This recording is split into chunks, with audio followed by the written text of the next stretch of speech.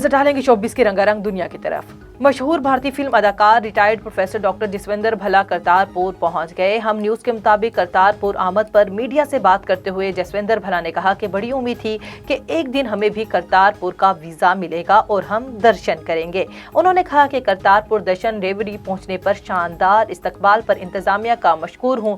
उनका कहना था कि ख्वाहिश है कि सर्दियों में पूरे पाकिस्तान का वीजा मिले ताकि लाहौर के रास्ते नानकाना साहब पंजाब साहब का भी दर्शन कर सकूं। मशहूर बॉलीवुड स्टार रणबीर कपूर की शूटिंग के दौरान एक वीडियो लीक हो गई जो सोशल मीडिया पर वायरल हो रही है।